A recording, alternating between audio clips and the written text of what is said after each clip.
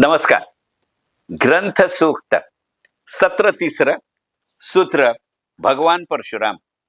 भगवान परशुरामांच्या आयुष्यामध्ये नर्मदा नदी हे प्रकरण जसं वारंवार येतं, तसं भगवान परशुरामांच्या आयुष्यामध्ये भूगोल म्हणून एकंदरीतच संपूर्ण पृथ्वी भ्रमणा त्यांनी भगवान शंकरांनी केलेल्या सल्ल्यानुसार किंवा सूचनेनुसार केली होती ही गोष्ट खरी.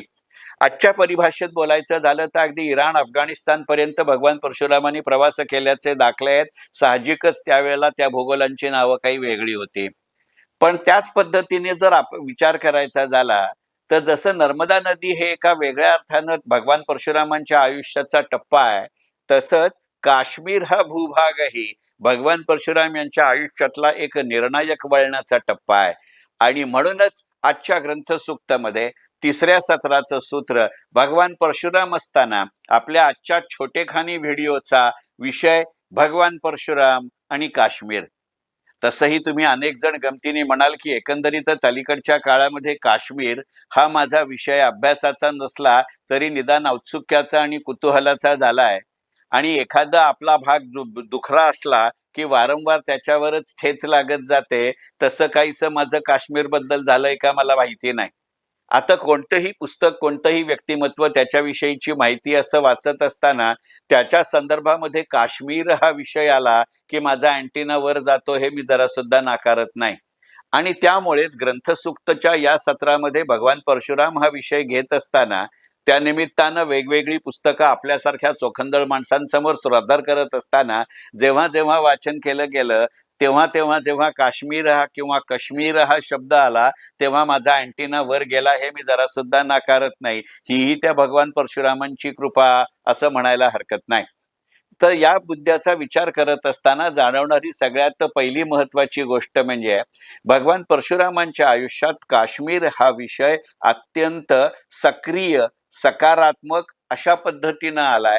आणि त्यांनी त्यांच्या आयुष्याला या दोन्ही घटनांनंतर एक वेगळं रूप दिलं, हे मान्य केलं पाहिजे. विशेषतः आजच्या परिस्थितीमध्ये काश्मीर म्हटल्यानंतर आपल्या सगळ्यांच्या मनामध्ये अगदी निराशेची नसली तरी सतर्कतेची भावना येते. त्याची सकारात्मकता म्हणजे भगवान परशुराम आणि काश्मीर हा विषय आहे, हे लक्षात घेतलं पाहिजे. भगवान परशुरामाने ज्या वेळेला संपूर्ण राज्यांचा दौरा करायला सुरुवात केली, हल्लीची परिभाषा वापरायची झाली तर धर्मरक्षणार्थ ज्या वेळेला परशुच्या साह्यानं त्यांनी लढाया जिंकल्या नसल्या तरी त्याच्या जोरावरती नसलं तरी शस्त्रांच्या जोरावरती धर्मरक्षणाची यात्रा सुरू झाली, त्यावेळेला जे राजे सदाचारी आहेत, जे राजे लोककल्याणाचं काम करतायत, जे आपलं आयुष्य जनहितार्थ जगतायत, अशांना परशुरामांनी त्रास दिलेला नाही. उलट ते अशा पद्धतीचं काम कसं करतात हे इतरांना सांगता यावं आणि स्वतःचाही अभ्यास व्हावा म्हणून त्या त्या राज्यांच्या निर्णयांची, धोरणांची, शासनांची, प्रशासनाची अभ्यासपूर्वक चर्चा त्या त्या राजांबरोबर परशुरामांनी केली, असे संदर्भ येतात. अशा पद्धतीनं 21 राज्यांची स्तुती नंतरच्या काळात भगवान परशुरामांनी केली आहे. आणि त्यातलं महत्वाचं राज्य काश्मीर असं आहे. मला फार सांगताना आनंद होतोय की भगवान परशुराम त्याला कसं म्हणले असतील याचे काही संदर्भ साहजिकच उपलब्ध नाहीत. मुळात ते काल्पनिक व्यक्तिमत्व आहे की नाही इथपर्यंतची आजची चर्चा आहे. पण 2 ठिकाणी हा संदर्भ मी वाचला, त्या दोन्ही ठिकाणी त्याचा लेखी शब्दांकन हे काश्मीर असं झालंय. आणि तुमच्यापैकी ज्यांनी माझं काश्मीर हे पुस्तक वाचलंय किंवा काश्मीर या विषयावरची माझी व्याख्यानं ऐकलेत, तुम्हाला माहिती आहे की आजही काश्मीरी जनता हा मनुष्य काश्मीर मधला आहे की नाही याच्यासाठी एक साधा सरळ ठोकताळा वापरते. तुमच्या माझ्या बोलण्यामध्ये काश्मीर असा उल्लेख आला तर काश्मीरी जनता आपण काश्मीरच्या बाहेरचे आहोत हे ओळखतात. आपण जर काश्मीर म्हणलं तर एक वेगळी भावनिक सांगड घातली जाते, हाही उल्लेख इथे केला पाहिजे. भगवान परशुरामांच्या बाबतीत काश्मीरचा उल्लेख करत असताना अजूनही काही संदर्भ आहेत. भगवान परशुरामांचे शस्त्रास्त्रार्थानं गुरु कश्यप हे या कश्यपांकडे जाऊन त्यांनी अस्त्रविद्या, धनुर्विद्या शिकावी हा सल्ला भगवान परशुरामांना त्यांचे वडील गुरु ऋषी जमदग्नी यांनीच दिला होता. या कश्यप ऋषींनी जिथे आपली तपश्चर्या केली आणि प्रदीर्घ काळ वास्तव्य केलं त्या भागाचं नाव म्हणून कश्यपमीर पडलं, जे आजचं काश्मीर आहे. अशाही अर्थी भगवान परशुराम आणि काश्मीर याचा संबंध आहे. कश्यपानी काश्मीरला देवलोकांची स्वर्गभूमी आणि ऋषीमुनींची तपोभूमी बनवली आणि तेवढ्या करता तिला शारदा देवीचं ज्ञानपीठ आणि आर्याचं नंदनवन कश्यप ऋषींनी बनवलं असं समजलं जातं. या सगळ्याची प्रत्यक्ष प्रचिती अस्त्रविद्या प्रशिक्षणाच्या निमित्ताने भगवान परशुरामांना त्यांच्या घडत्या वयात मिळावी याच उद्देशाने जमदग्नीने परशुरामांना कश्यपांकडे शिकायला जाण्याचा सल्ला दिलेला होता. अन्यथा स्वतः जमदग्नी अत्यंत उत्कृष्ट गुरु होते. असं असूनही एक कला आपल्या मुलानं त्यांच्याकडे जाऊन शिकावी ही त्यांच्या आयुष्याची वेगळ्या अर्थाची पायाभरणी त्या द्रष्ट्या माणसाला कळली होती. आणि असे ज्यांच्याकडे पाठवलं ते कश्यप ऋषी काश्मीर मधले, अशाही अर्थाने भगवान परशुराम आणि काश्मीर याचा संबंध आहे.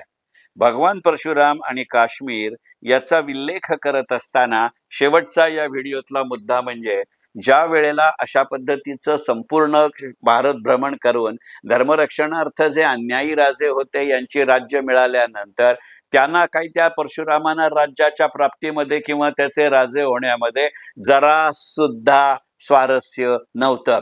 त्यांनी ती संपूर्ण भूमी कश्यप ऋषींना दान दिली. पण त्या दानाचा जो विधी झाला तोही काश्मीरमध्ये झाला.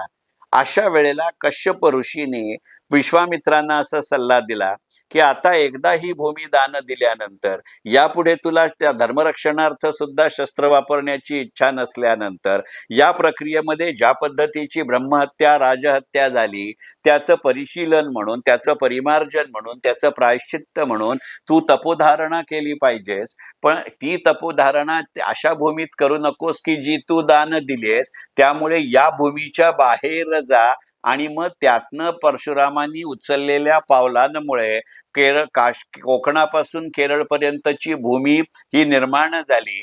ती कशी झाली, का झाली याची चर्चा आपण ग्रंथसूक्तच्या आधीच्या व्हिडिओमध्ये केली आहे, त्यामुळे मी त्याची इथे पुनरुक्ती करत नाही. पण कश्यप ऋषींनी हा सल्ला भगवान परशुरामांना दिला, तोही काश्मीर. अशा वेगवेगळ्या तऱ्हेनं असलेले भगवान परशुरामांच्या आयुष्यातले निर्णायक मुद्दे म्हणजे काश्मीर. आणि म्हणून ग्रंथसूक्तच्या आजच्या व्हिडिओचा विषय भगवान परशुराम आणि काश्मीर. मनपूर्वक धन्यवाद. ग्रंथसूक्त.